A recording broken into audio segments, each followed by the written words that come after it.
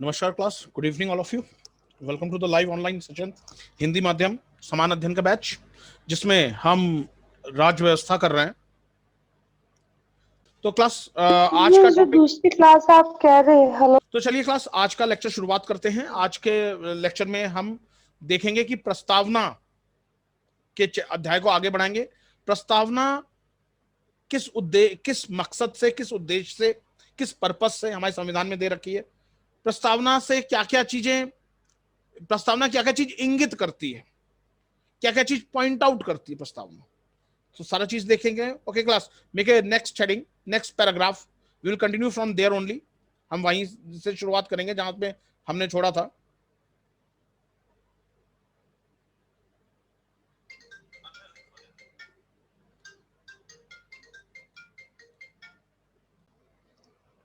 Next heading class,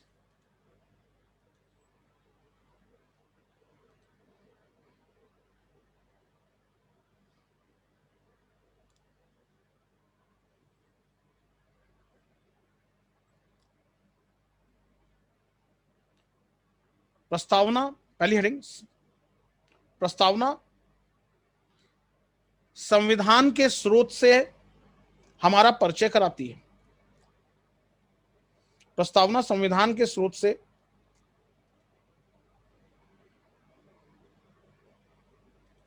हमारा परिचय कराती है।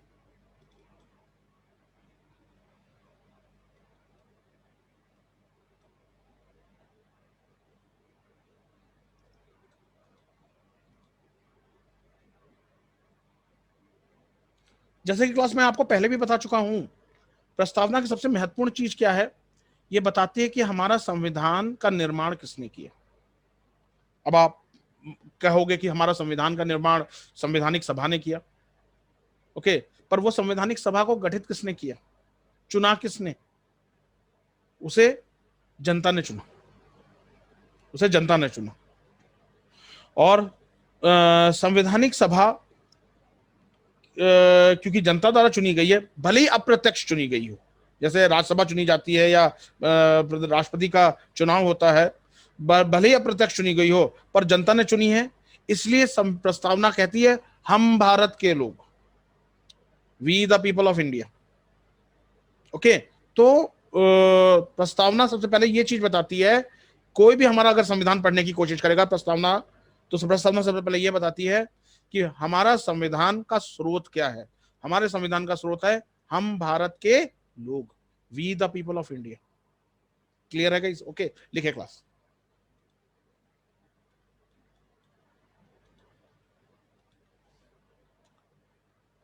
भारतीय संविधान की प्रस्तावना बताती है कि संविधान का स्रोत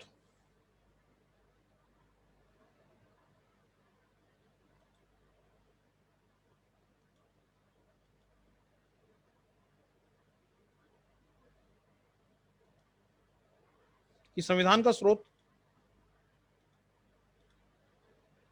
भारत के लोग, भारत के लोग हैं।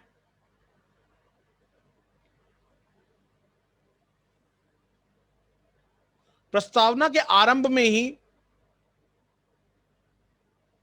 प्रयुक्त वाक्यांश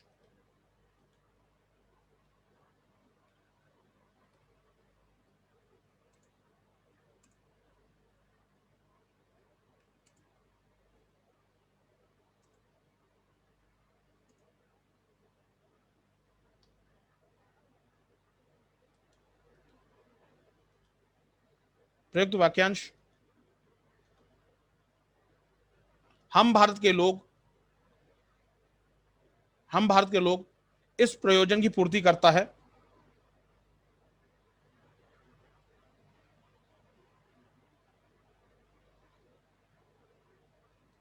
इस प्रयोजन की पूर्ति करता है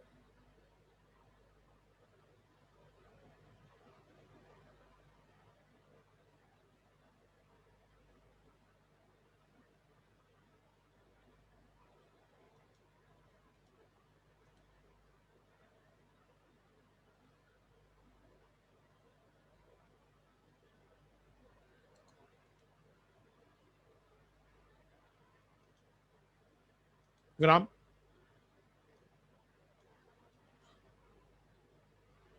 प्रस्तावना के प्रारंभ में ही कह दिया गया है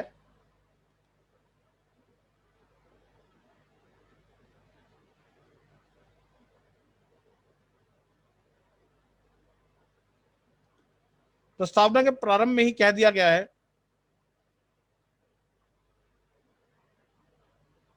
रिपीट कर दीजिएगा। प्रस्तावना के प्रारंभ में ही कह दिया गया है कि संविधान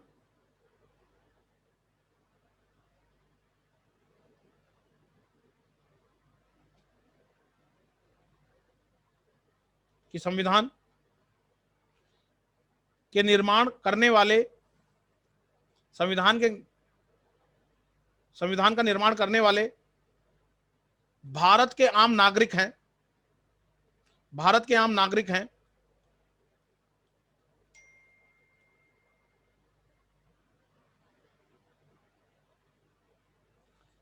हम भारत के लोग वाक्यांश का अर्थ है हम भारत के लोग वाक्यांश का अर्थ है कि यह संविधान जनता की कृति है। अंडरलाइन कर दीजिएगा कि यह संविधान जनता की कृति है।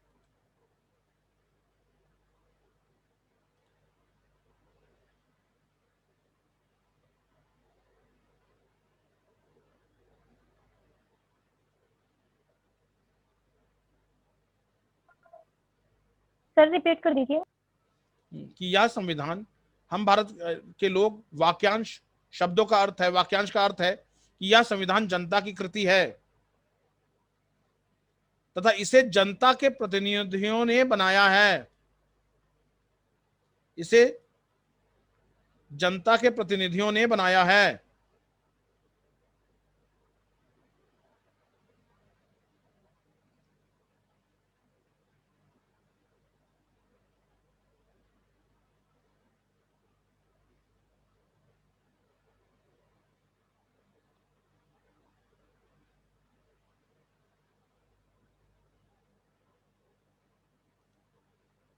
इसे जनता के प्रतिनिधियों ने बनाया है।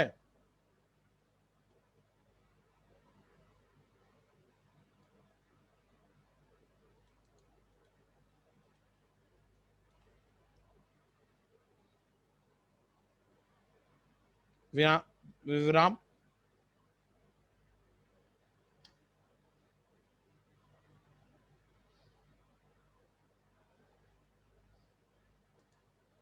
लिखिए,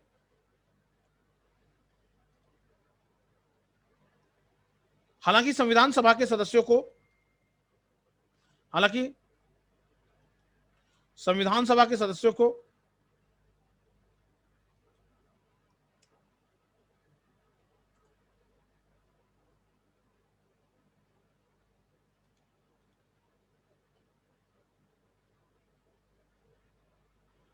सदस्यों को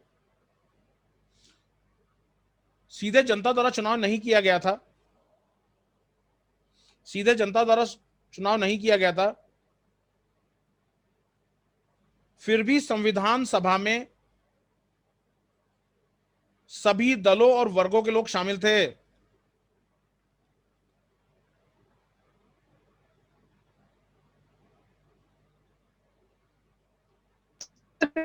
इस लाइन को फिर भी सीधे जनता द्वारा चुनाव नहीं किया गया था, फिर भी संविधान सभा में सभी दलों और वर्गों के लोग शामिल थे।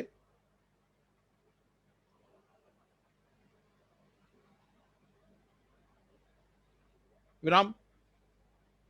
इसके अतिरिक्त 15 अगस्त 1947 के बाद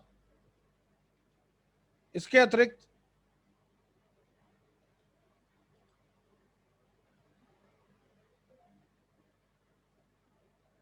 15 अगस्त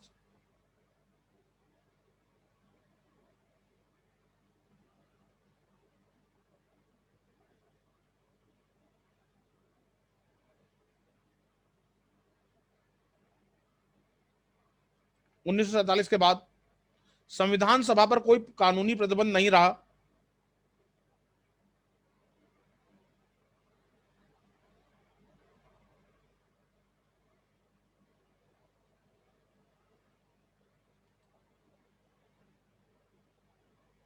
संविधान सभा पर कोई कानूनी प्रतिबंध नहीं रहा।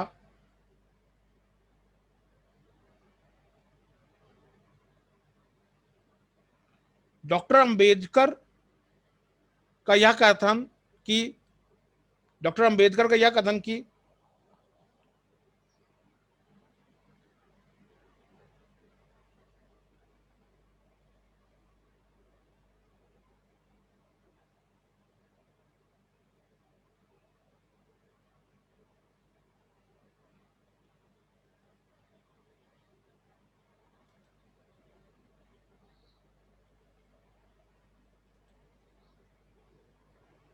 क्या कथन की इस संविधान का आधार जनता है, बिल्कुल सही है। इस संविधान का आधार जनता है, बिल्कुल सही है।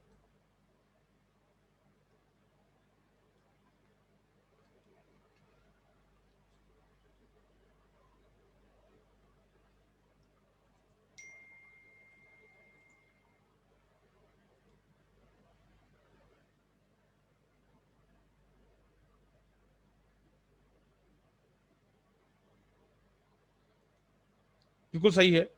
इस संबंध में जवाहरलाल नेहरू के ये शब्द उल्लेखनीय हैं।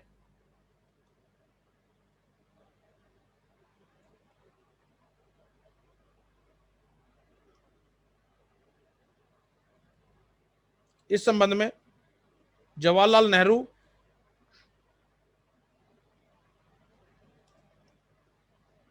के ये शब्द उल्लेखनीय हैं।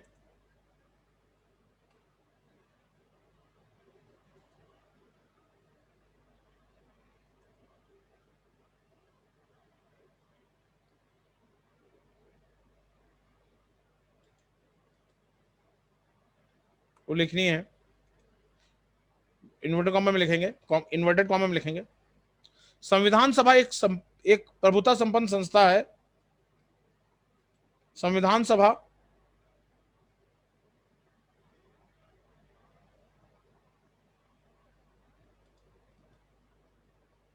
एक प्रभुता संपन्न संस्था है।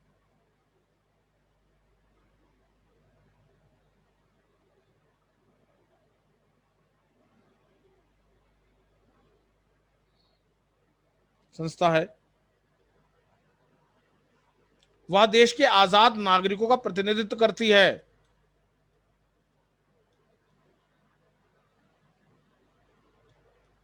वह देश के आजाद नागरिकों का प्रतिनिधित्व करती है। Inverted comma close.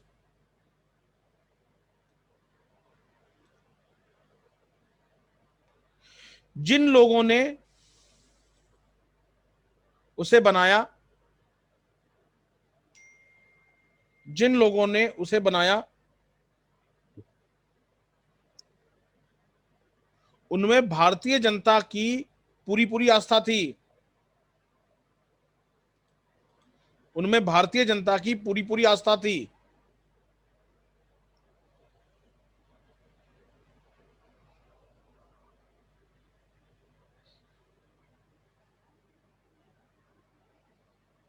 की पूरी पूरी आस्था थी। विराम।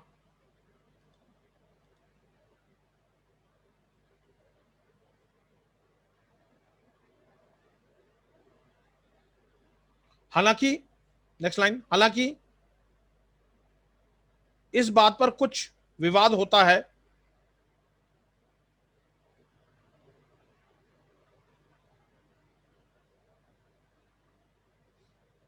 इस बात पर कुछ विवाद होता है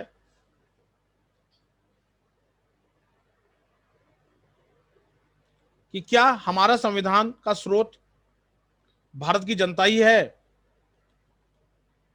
कि क्या हमारा संविधान का स्रोत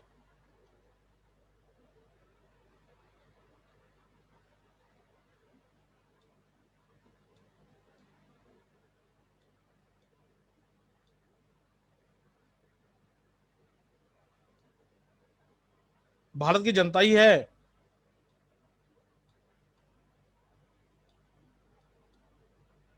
क्योंकि क्योंकि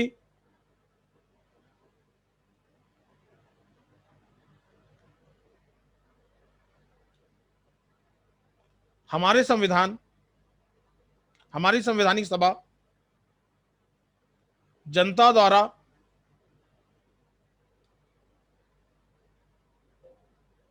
हमारे संवैधानिक सभा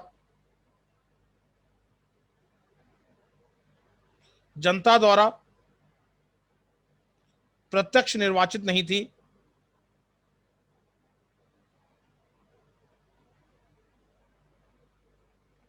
तो इसे भारतीय जनता की प्रतिनिधि सभा नहीं कहा जा सकता।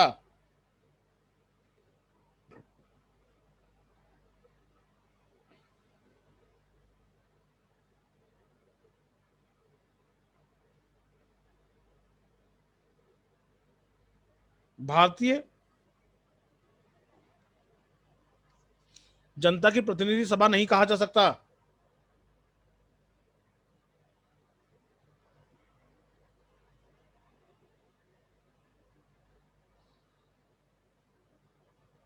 विराम। हालांकि यह आक्षेप एक कमजोर आक्षेप है, यह आक्षेप एक कमजोर आक्षेप है। सर हाँ बोलिए। सर, ये जो आपने लाइन लिखाई है ना, इनको एक बार समझा दीजिए। प्रियंका जी एक बार फिर से लाइन बोलेंगे? सर, कि क्या हमारे संविधान का स्रोत भारत की जनता ही है, क्योंकि हमारे संवैधानिक सभा जनता द्वारा प्रत्यक्ष निर्वाचित नहीं थी तथा इसे भारतीय जनता की प्रतिनिधि सभा नहीं कहा जा सकता। ओके, देखो just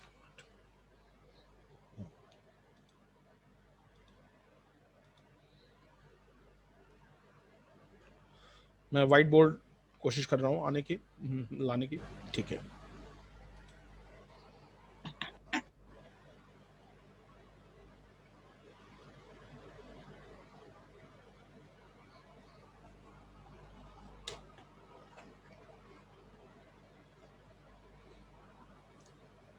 देखिए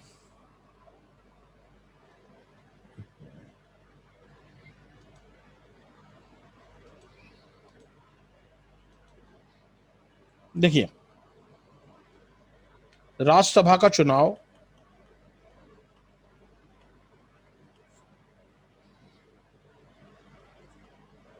का जो चुनाव होता है, ओके,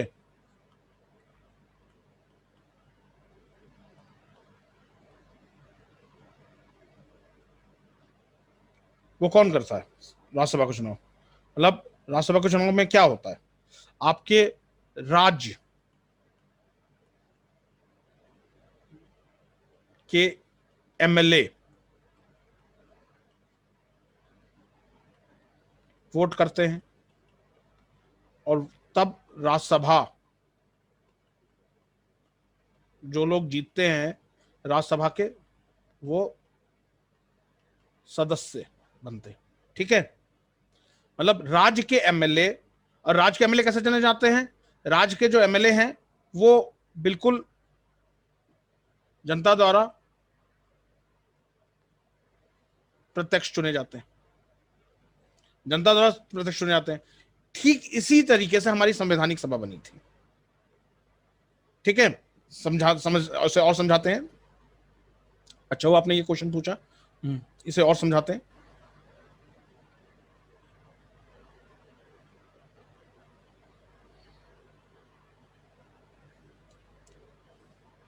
देखिए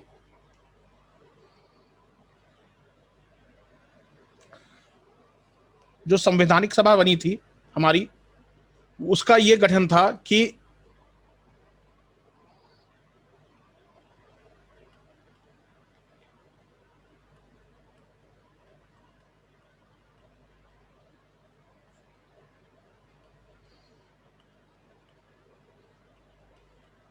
संविधान सभा का गठन कैसे हुआ था? संवैधानिक सभा का गठन हुआ था सबसे पहले जो प्रांतीय विधानसभा थी,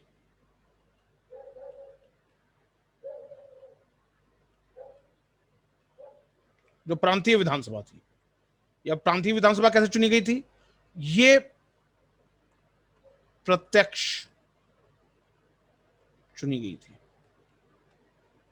प्रांतीय विधानसभा प्रत्यक्ष चुनी गई थी। प्रांतीय विधानसभा के सदस्यों ने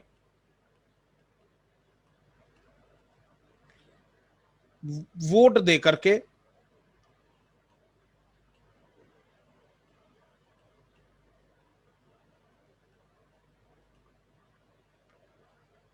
संवैधानिक सभा के सदस्यों को चुना।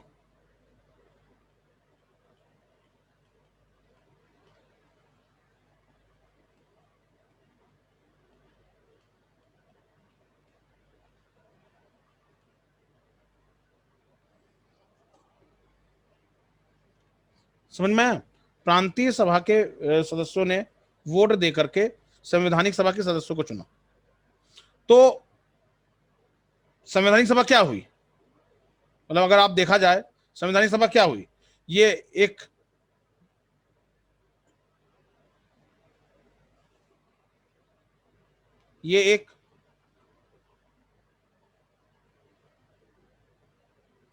अप्रत्यक्ष चुनी गई, नहीं चुनी गई। किसने चुना? प्रांतीय विधानसभा ने के सदस्यों ने। प्रांतीय विधानसभा के सदस्य किसके द्वारा चुने गए थे? जनता के द्वारा सीधे चुने गए थे। तो अगर जो आरोप लगता है वो ये लगता है कि संवैधानिक सभा एक तरीके से, जो संवैधानिक सभा है वो पूरी तरीके से संप्रभुता थी ही नहीं, वो तो अप्रत्यक्ष। तो हम भारत के लोग कहां से? ये जयप्रकाश नारायण के जो फॉलोअर्स हैं, या जयप्रकाश नारायण ने भी ये प्रश्न उठाया था कि हमारे जो संवैधानिक सभा है वो प्रत्यक्ष रूप से तो चुनी नहीं गई है, वो जो चुनी गई है वो तो अप्रत्यक्ष चुनी गई है, और उसमें हम भारत के लोग आते ही नहीं है, उसमें हम भारत के लोग नहीं आते। ओके, उनका उनका यह आरोप था।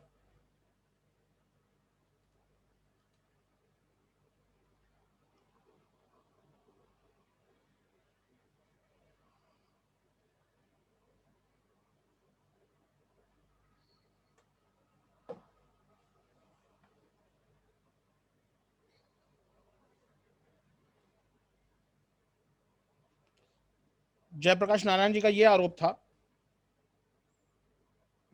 एक मिनट गाइस,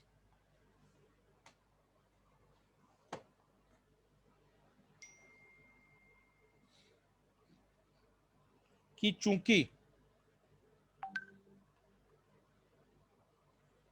जो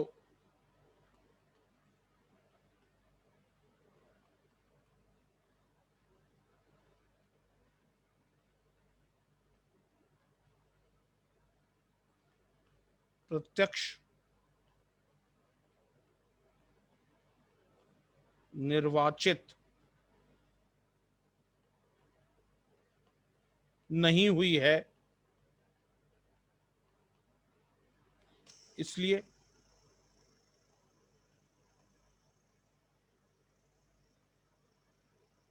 इसे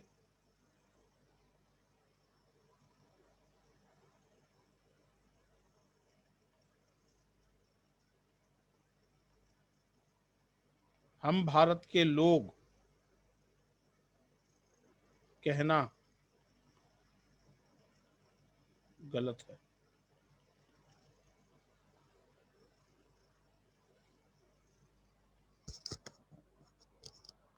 समझ पा रहे हैं? ये चीज है। पर अब इसको कैसे क्लियर किया जाए? उस समय के जो आपके जो अंतरिम गवर्नमेंट थी, जो अंतरिम सरकार थी,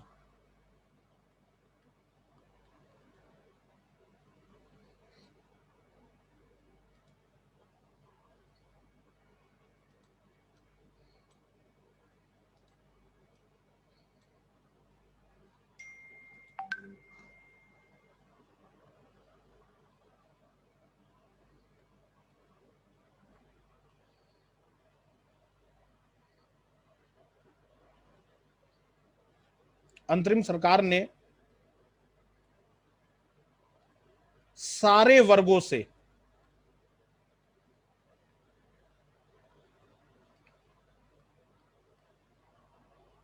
से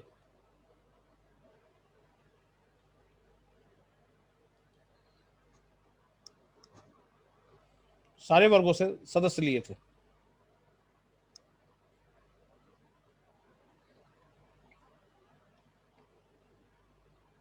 जैसे उस समय भीमराव अंबेडकर कांग्रेस में शामिल नहीं थे, पर भीमराव अंबेडकर सदस्य थे और बहुत प्रमुख सदस्य थे। ऐसे बहुत सारे और सदस्य थे जो कि कांग्रेस में शामिल नहीं थे, पर फिर भी वो संवैधानिक सभा के सदस्य थे। समझ में आ गया प्रियंका? कोई डाउट तो नहीं? आप लोग में से कोई क्वेश्चन पूछना चाहते हैं? चीजें क्लियर हैं? ओके, लिखिए क्लास, लिखिए।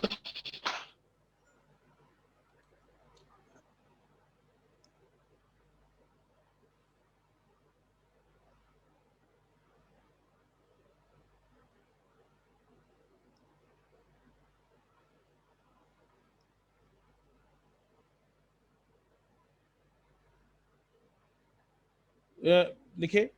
हालांकि ये सारे आक्षेप गलत गलत साबित हुए, तत्कालीन अंतरिम सरकार ने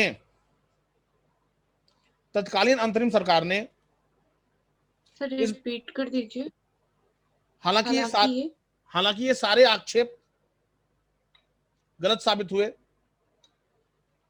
तत्कालीन अंतरिम सरकार ने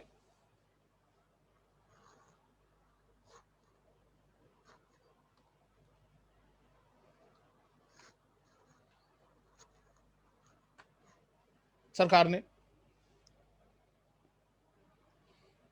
इस बात का विशेष ध्यान रखा कि संविधान सभा देश का प्रतिनिधित्व करने वाली निकाय बने।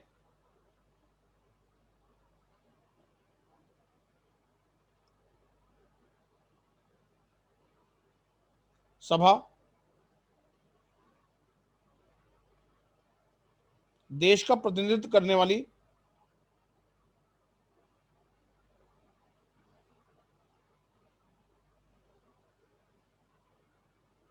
निकाय बने।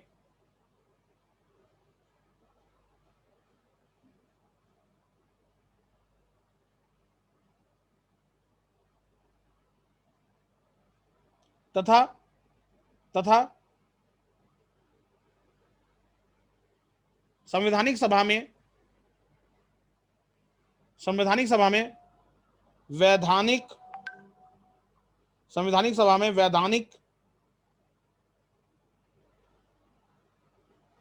और प्रशासनिक योग्यता की दृष्टि से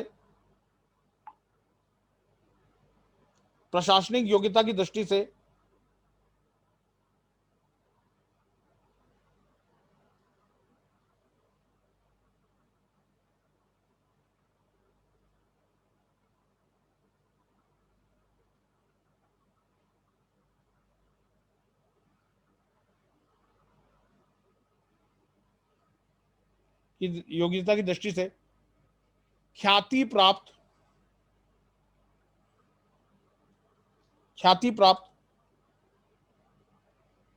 अनेक ऐसे व्यक्तियों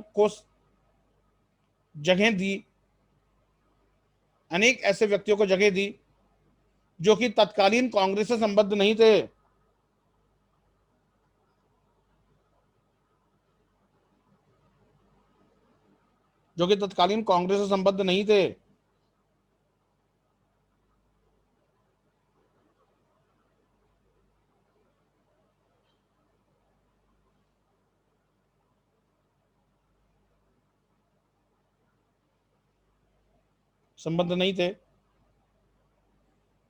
इनमें से प्रमुख थे प्रारूप समिति के अध्यक्ष डॉक्टर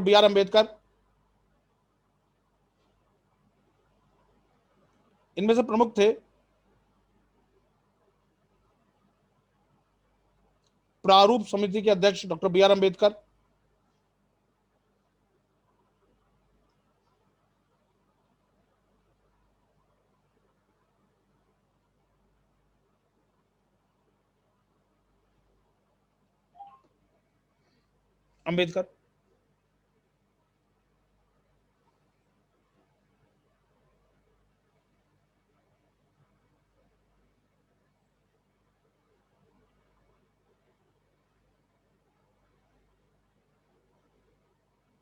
विराम। संविधान सभा में संविधान सभा में अल्पसंख्यक वर्गों का भी अच्छा खासा प्रतिनिधित्व था। संविधान सभा में अल्पसंख्यक वर्गों का भी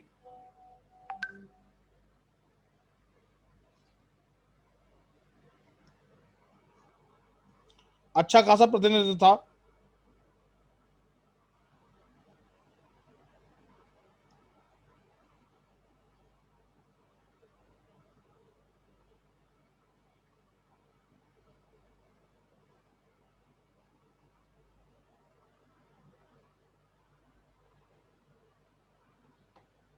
खासा प्रतिनिधित्व था।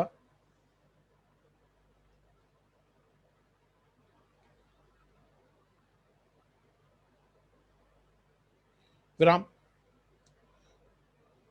अलग अलग दल के व्यक्ति अलग अलग दल के व्यक्ति भी संविधान सभा में मौजूद थे। जैसे संविधान सभा में मौजूद थे, उदाहरण के लिए फॉरवर्ड ब्लॉक के सदस्य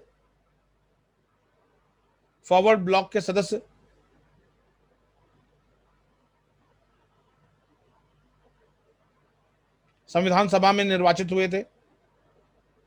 फॉरवर्ड ब्लॉक के सदस्य संविधान सभा में निर्वाचित हुए थे। सर ये फॉरवर्ड ब्लॉक क्या था? Forward block hello. Subhash Chandra Bose ने बनाया था। आज भी पार्टी है फॉरवर्ड ब्लॉक बंगाल में। सुभाष चंद्र बोस जब कांग्रेस से अलग हुए थे तो फॉरवर्ड ब्लॉक बनाया था उन्होंने। फॉरवर्ड ब्लॉक के सदस्य संविधान सभा के लिए निर्वाचित हुए थे। इसी तरह हिंदू महासभा से डॉक्टर एम.आर. जयकर और श्यामा प्रसाद मुखर्जी डॉक्टर एम.आर. जयकर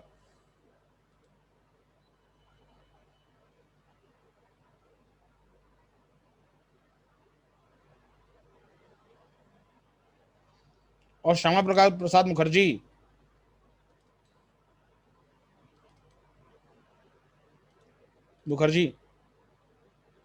भी संविधान सभा के सदस्य थे।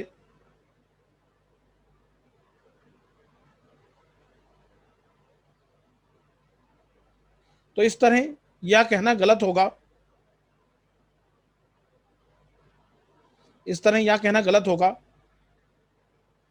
कि संविधान सभा भारतीय जनता का प्रतिनिधित्व नहीं करती थी।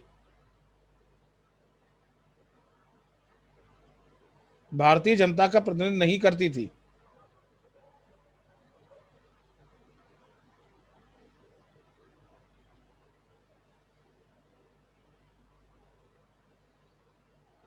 विराम। क्लियर है गाइस? कोई डाउट तो नहीं? दूसरा लिखे क्लास प्रस्तावना का जो दूसरा। हाँ बोलिए। सर ये लास्ट के लाइन भारतीय जनता का प्रतिनिधित्व, यह कहना गलत है कि संवैधानिक सभा भारतीय जनता का प्रतिनिधित्व नहीं करती थी। जी। ये गलत है कहना।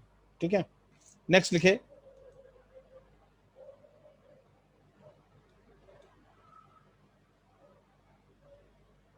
राज्य व्यवस्था का स्वरूप प्रस्तावना राज्य व्यवस्था का स्वरूप प्रस्तुत करती है। प्रस्तावना राज्य व्यवस्था का स्वरूप प्रस्तुत करती है।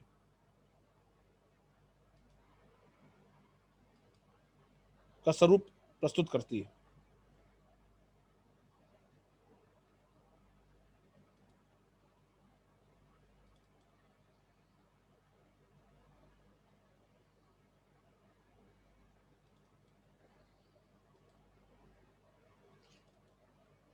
लिखिए।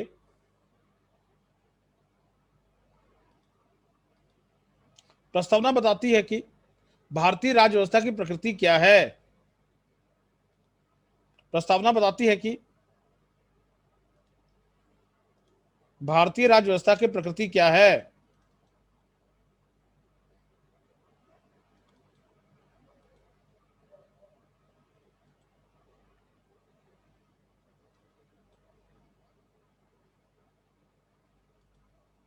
प्रकृति क्या है? विराम।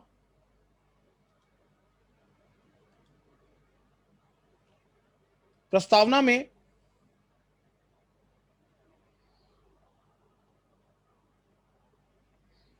प्रस्तावना में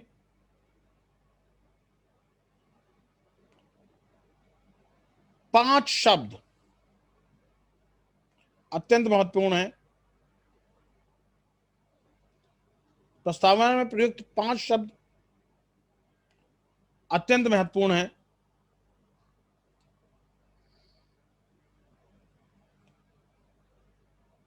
नंबर 1, संपूर्ण प्रभुत्व संपन्न। संपूर्ण प्रभुत्व संपन्न।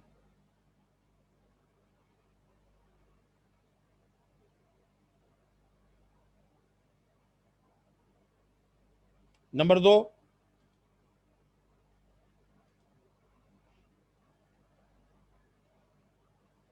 धर्मनिरपेक्षता।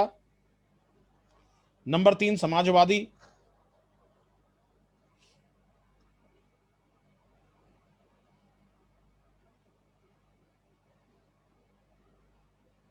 नंबर 4, लोकतंत्रात्मक।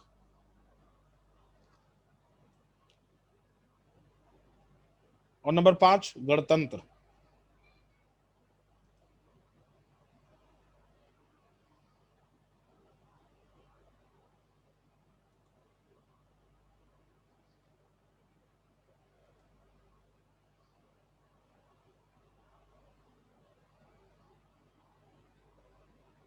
गणतंत्र।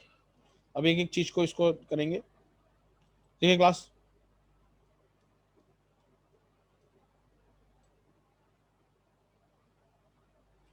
सबसे पहले संप्रभुत्व। सबसे पहले संपूर्ण प्रभुत्व संपन्न। संपूर्ण प्रभुत्व संपन्न।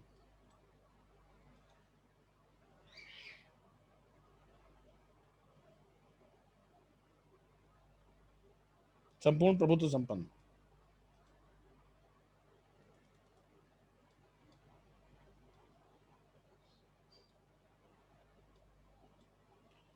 देखिए, संपूर्ण प्रभुत्व संपन्न का अर्थ है भारत बिना किसी दूसरे राज्य के हस्तक्षेप से, भारत बिना किसी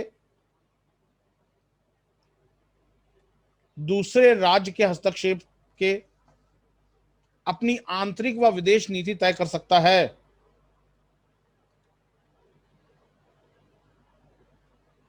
अपनी आंतरिक व विदेश नीति तय कर सकता है।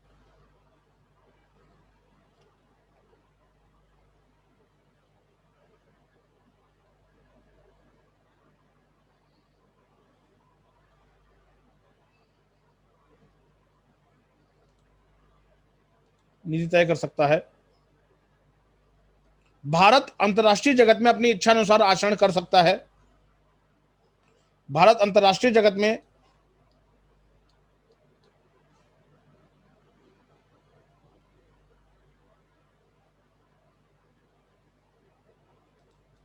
अपनी इच्छा अनुसार आचरण कर सकता है।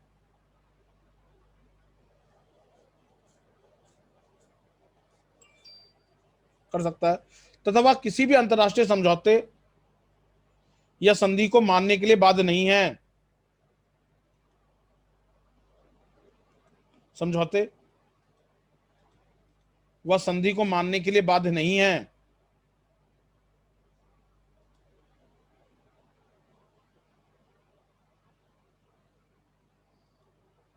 रिपीट कर दीजिए। तथा वह किसी भी अंतर्राष्ट्रीय समझौते व संधि को मानने के लिए बाध्य नहीं है।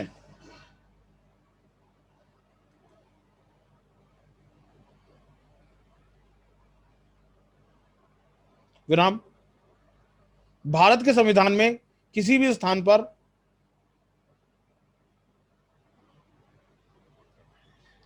भारत के संविधान में किसी भी स्थान पर ब्रिटिश सत्ता का उल्लेख नहीं किया गया है।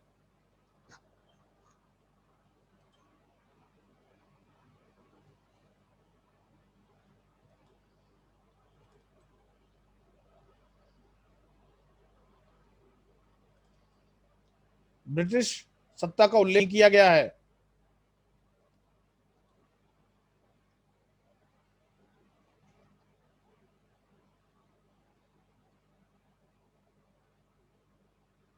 विराम।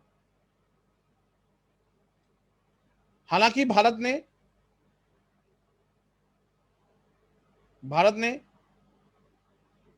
स्वेच्छा से ब्रिटिश राष्ट्रकुल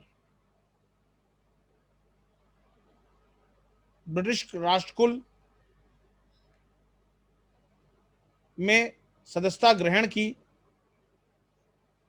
ब्रिटिश राष्ट्रकुल में सदस्यता ग्रहण की, परंतु इसका अर्थ यह नहीं था कि भारत ब्रिटिश साम्राज्य के प्रति निष्ठा दिखाता है। इसका अर्थ यह बिल्कुल नहीं था कि भारत ब्रिटिश साम्राज्य के प्रति निष्ठा दिखाता है।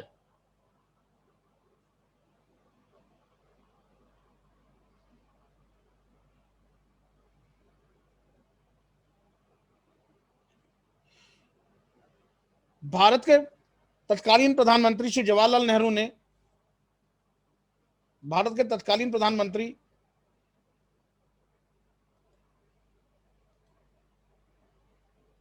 श्री जवाहरलाल नेहरू ने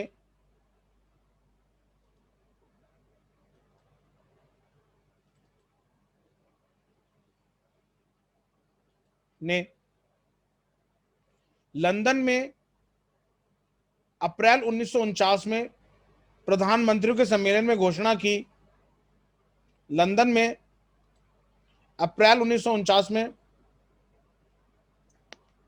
सर एक बार रिपीट कर दीजिए। कहां से? सर ये ब्रिटिश साम्राज्य के प्रति निष्ठा दिखाता है। निष्ठा बिल्कुल नहीं रखता है। भारत के तत्कालीन प्रधानमंत्री श्री जवाहरलाल नेहरू ने लंदन में अप्रैल 1949 में प्रधानमंत्रियों के सम्मेलन में यह घोषणा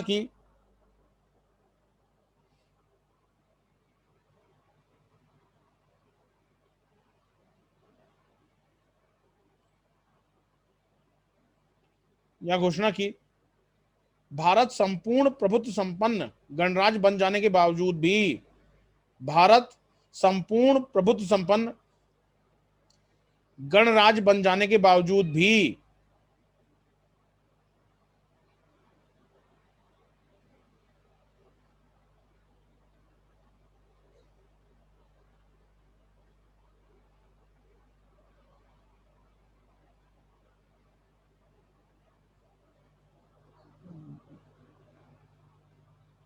ब्रिटिश राष्ट्रकुल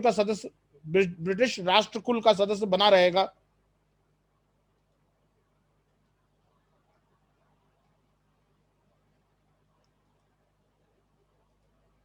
ब्रिटिश राष्ट्रकुल का सदस्य बना रहेगा।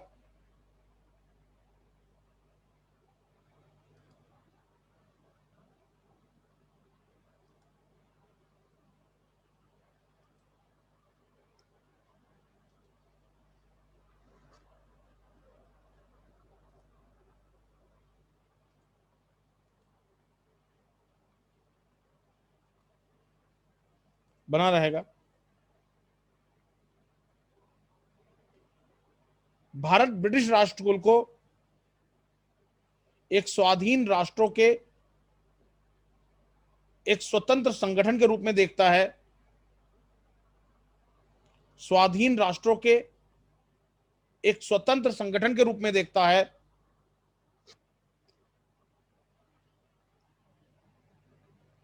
एक स्वतंत्र संगठन के रूप में देखता है।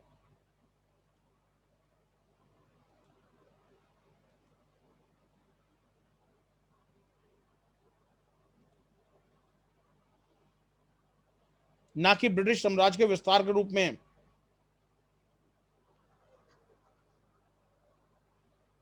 ना कि ब्रिटिश साम्राज्य के विस्तार के रूप में।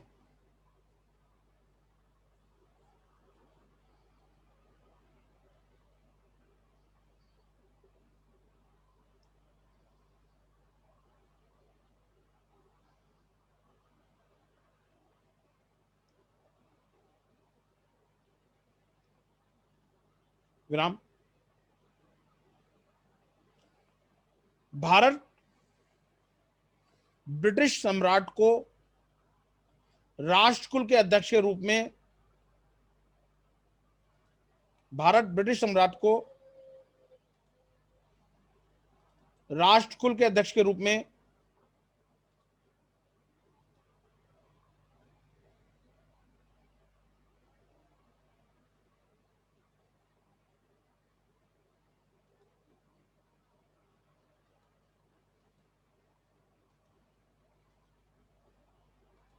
अध्यक्ष के रूप में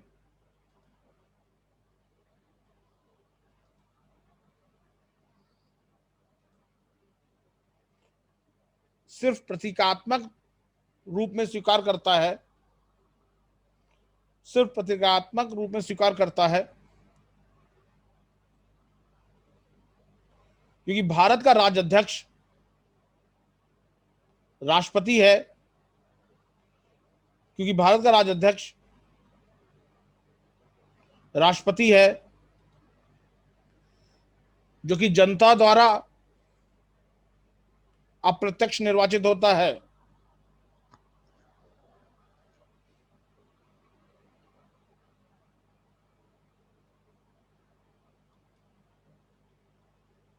जो कि जनता द्वारा अप्रत्यक्ष निर्वाचित होता है।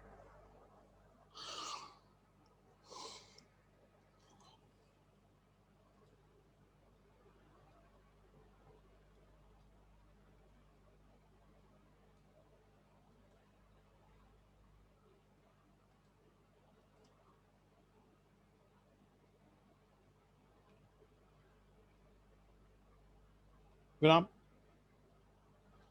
देखिए नेक्स्ट लाइन, ध्यान रखिएगा, मीन्स का क्वेश्चन बन जाएगा। हालांकि आज के विश्व में जहां वैश्वीकरण एक तीव्र गति से एक देश से दूसरे देश फैल रहा है, जहां वैश्वीकरण तीव्र गति से एक देश से दूसरे देश में फैल रहा है,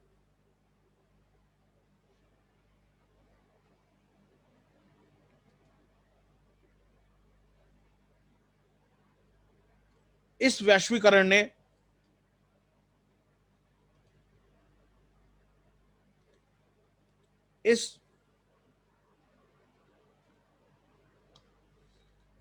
ने संप्रभुता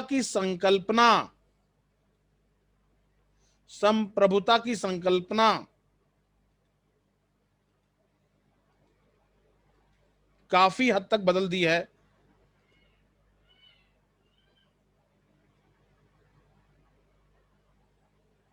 संप्रभुता की संकल्पना काफी हद तक बदल दी है।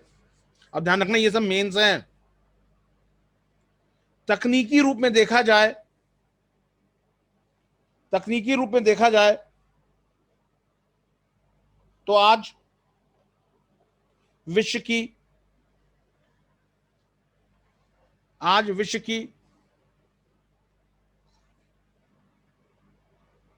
कोई भी देश, विश्व का कोई भी देश पूर्ण रूप से संप्रभु नहीं है।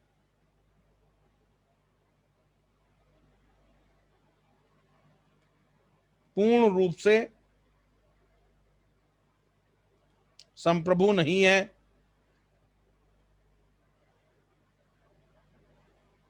कई अंतर्राष्ट्रीय संगठन जैसे विश्व व्यापार संगठन,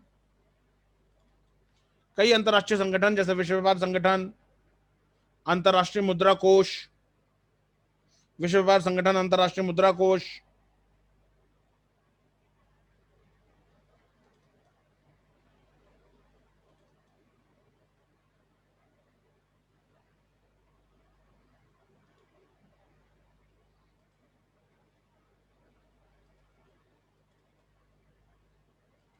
अंतर्राष्ट्रीय मुद्रा कोष इत्यादि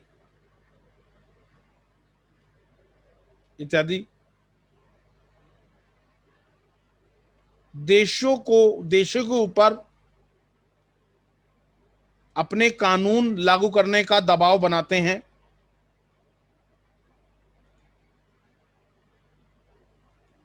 देशों के ऊपर अपने कानून लागू करने का दबाव बनाते हैं और वहां के संसद या विधायिका द्वारा बनाए गए कानून को प्रभावित भी करते हैं। वहां की संसद या विधायिका द्वारा बनाए गए कानून को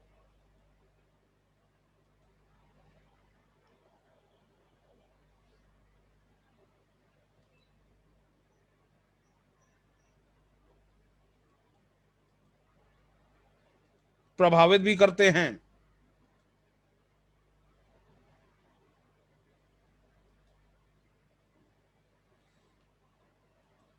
तो अगर आपसे क्वेश्चन पूछ लिया जाए कि आज के परिदृश्य में कोई भी देश को संप्रभु कहना गलत होगा, तो आप इस तरीके से आंसर लिखेंगे। क्लास समझ में आ गया? यहां जितने लोग क्लास ले रहे हैं कि आज अगर तकनीकी रूप से देखा जाए कोई भी देश संप्रभु नहीं है। चीन भी दबाव के आगे मानता है, चीन भी दबाव के आगे मानता है, कोई भी देश नहीं कर सकता। अगर आप नहीं मानोगे तो दूध की मक्खी की तरह अलग थलग पड़े रहोगे, जैसे उत्तर कोरिया। तो आपको मानना पड़ेगा। समझ में आएगा इस? ओके। तो ये नीचे की जो लाइन है ना, ये मेंस है। जो आज जैसे आजकल के क्वेश्चन आते हैं कि भैया समझा दीजिए कि आज के समय में संप्रभुता कोई है ही नहीं, आज के समय में संप्रभुता की संकल्पना बदल गई है। अब जैसे 1991 में जब भारत ने अपनी मुद्रा का अवमूल्यन किया, वो किसके कहने पे किया? आईएमएफ और वर्ल्ड बैंक के कहने पे किया। 1991 में जब भारत ने मुद्रा का अवमूल्यन किया, वो आईएमएफ और वर्ल्ड बैंक के कहने पे किया 91-92 में। तो अब अंतरराष्ट्रीय संगठन भारत के ऊपर दबाव बना रहा हो, भारत सरकार अपनी मुद्रा का अवमूल्यन कर रही है, संप्रभुता कहां गई? तो संप्रभुता की संकल्पना बदल गई है आज। समझ में आ गया? कोई डाउट तो नहीं? ओके, नेक्स्ट देखिए क्लास। धर्मनिरपेक्ष या पंथ निरपेक्ष।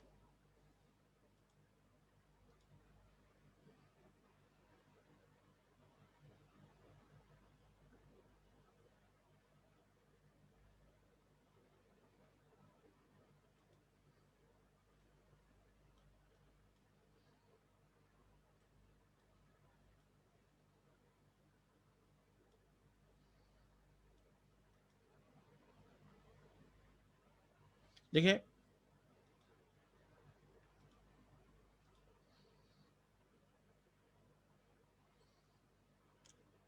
भारतीय संविधान में, भारतीय मूल संविधान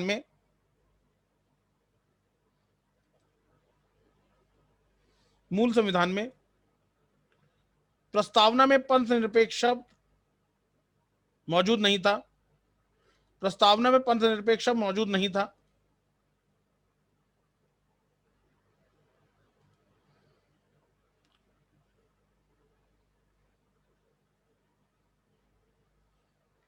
हमारी प्रस्तावना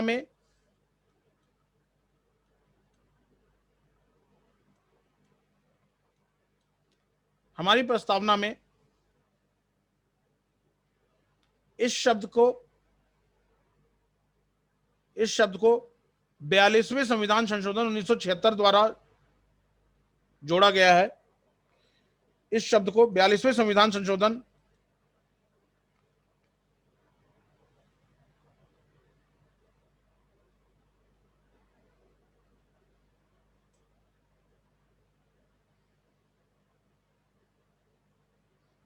1976 द्वारा जोड़ा गया है।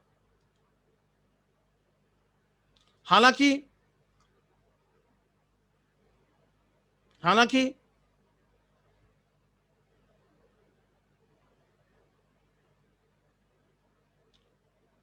पंथ निरपेक्ष या धर्म निरपेक्ष हालांकि पंथ निरपेक्ष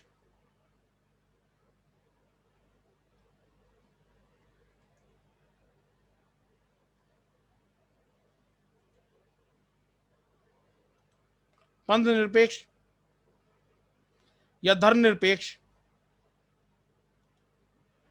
शब्द हमारे संविधान में कहीं भी परिभाषित नहीं है, हमारे संविधान में कहीं भी परिभाषित नहीं है।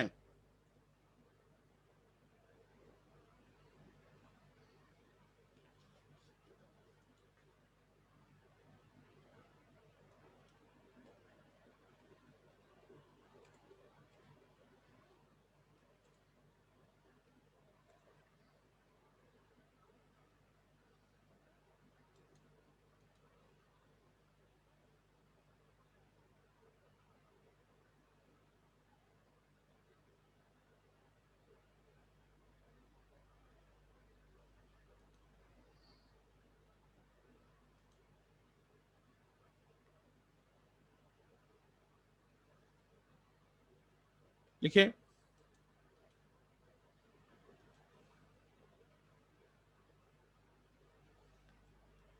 1881 में 1881 में एक चर्चित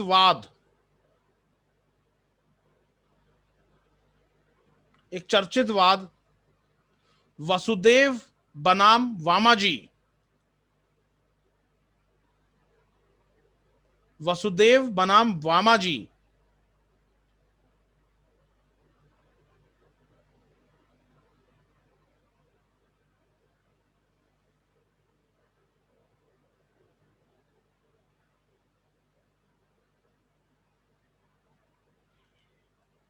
में उच्च न्यायालय में यह स्पष्ट किया था,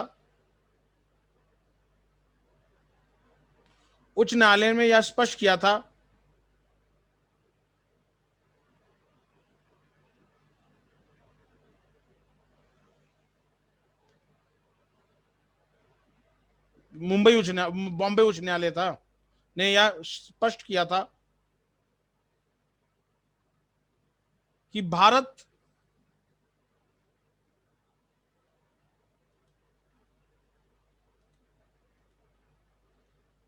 की संस्कृति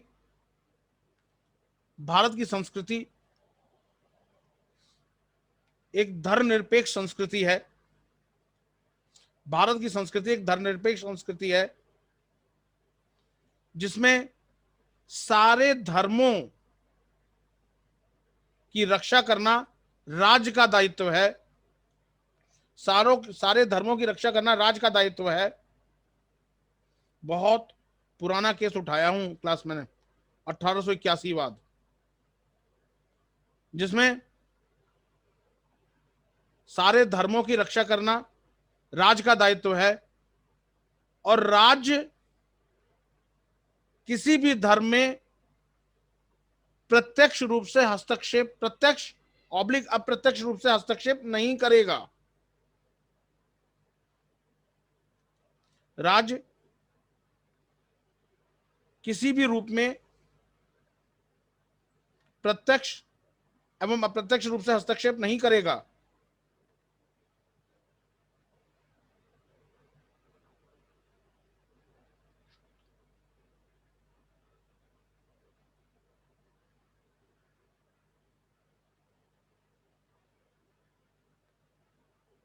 राज्य सर्वधर्म सद्भाव की नीति अपनाएगा।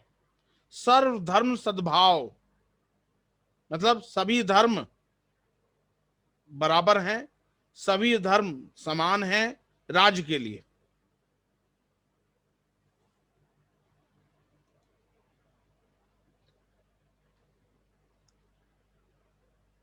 की नीति अपनाएगा, ना कि धर्म निरपेक्षता की, ना कि धर्म निरपेक्षता की।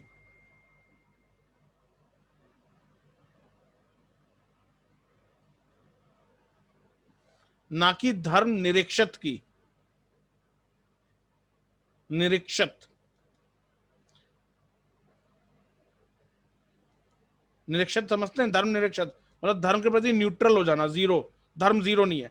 मैंने आपको एक दिन समझाया था ना, जब मैं आपको विशेष कि भारत में धर्म जीरो हो ही नहीं सकता, इतना रचा बसा है धर्म हमारे कल्चर में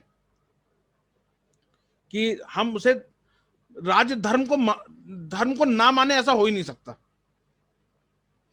समझ पा रहे हैं क्लास? ओके, लिखिए एक और महत्वपूर्ण वाद में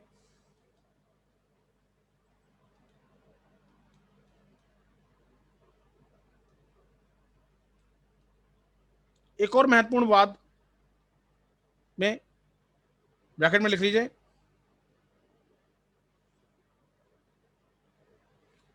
एक और महत्वपूर्ण वाद में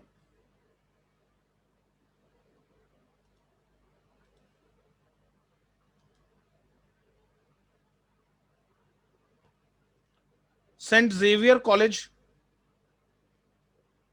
मैं लिख दे रहा हूं, सेंट जेवियर कॉलेज बनाम गुजरात राज्य 1974, सेंट जेवियर कॉलेज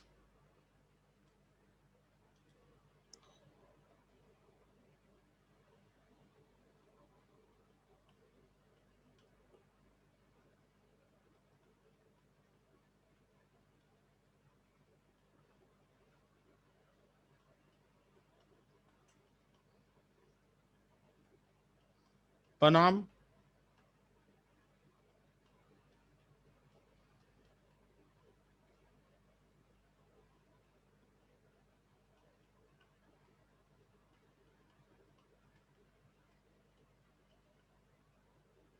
ये वाद है, बाद लिख गया, ये वाद है। गुजरात राज्य 1974, वाद में माननीय उच्च न्यायालय ने यह स्पष्ट किया, माननीय उच्च न्यायालय ने यह स्पष्ट किया कि हालांकि ये देखिए ध्यान रखिएगा, ये 1974 में कहा गया है, तब हमारी प्रस्तावना में सेकुलर शब्द नहीं था। यह स्पष्ट किया, हालांकि हमारे संविधान में प्रत्यक्ष रूप से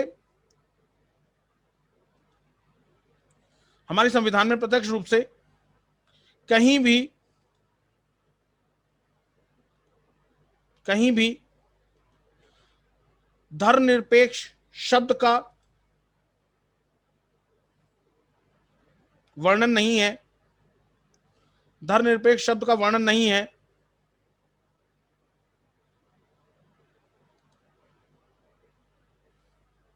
परंतु इसमें कोई शंका नहीं है, कि हमारे संविधान निर्माता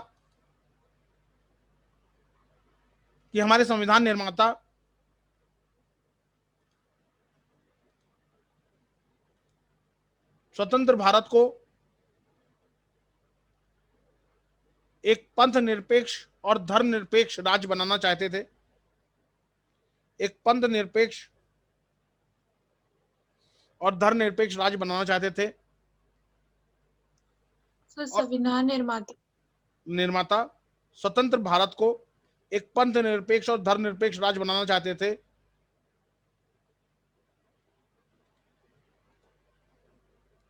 और इसी दृष्टि में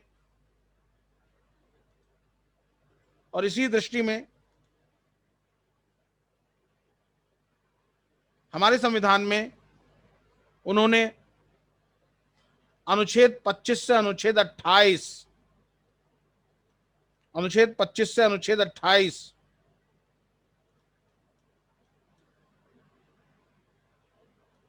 अनुच्छेद 25 से अनुच्छेद 28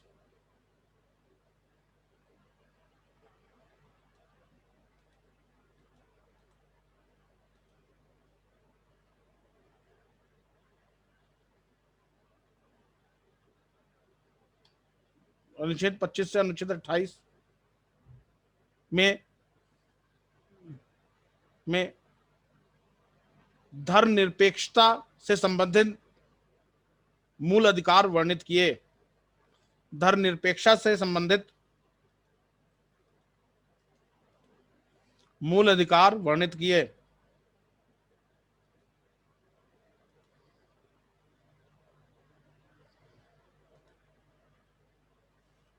विराम। क्लियर है गाइस?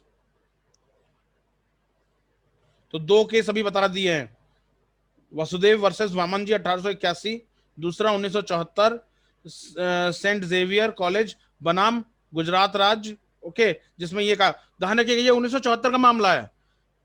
कब शामिल हुआ? 1976 में सेकुलर शब्द शामिल हुआ, तो 2 साल पहले का वाद है ये, ठीक है। फिर एक इसी तरीके से एसआर बोम्मई बनाम भारत संघ राज्य, union of India, SR Bommai बनाम भारत संघ 1994 वाद में कहा कि धर्मनिरपेक्ष, हाईकोर्ट सुप्रीम कोर्ट कहता है कि धर्मनिरपेक्ष संवैधानिक मूल ढांचे हमें आता है, और अगर कोई भी सरकार धर्मनिरपेक्षता के खिलाफ जाएगी तो केंद्र सरकार यह ताकत रखती है कि उस सरकार को 356 के तहत बर्खास्त कर दिया जाए। यह एसआर बोम्मई वर्सेस बनाम भारत संघ में कहा गया। ओके, यहां पे फिलहाल क्लास रोक रहा हूं। ओके, कल हम राज्य व्यवस्था ही करेंगे। अभी इस चीज का आप देख रहे होगे क्लास, हम कोर्ट के केसेस को साथ में लेकर के चलेंगे। तो आप अपनी तरफ से लक्ष्मीकांत पढ़िए, मैं उसे मना नहीं करता, पर क्लास के लेक्चर्स अलग तरीके से होंगे, ठीक है गाइज? ओके, और जब तक अभी मतलब आप लोग नहीं कहोगे तो ऑफलाइन क्लासेस अभी नहीं रखते हैं। ओके, अभी ऑनलाइन ही चलेंगे, क्योंकि देखिए 1 नवंबर तक तो हम अलाउ ही नहीं है, अलाउ जो होगी वो 2 नवंबर से होगी। तो तब कैसी कंडीशन होती है, आप लोगों को क्या मन होता है, ओके, तो देख लेते हैं। ओके, फिलहाल ऑनलाइन जारी रहेगा, उसमें आप चिंता ना करिए कि ऑनलाइन जारी रहेगा, बदस्तूर ऑनलाइन जारी रहेगा। क्लियर है गाइस? ओके, कोई क्वेश्चन आप लोग मेरे से पूछना चाहते हैं? चलिए क्लास फिर कल मिलते हैं।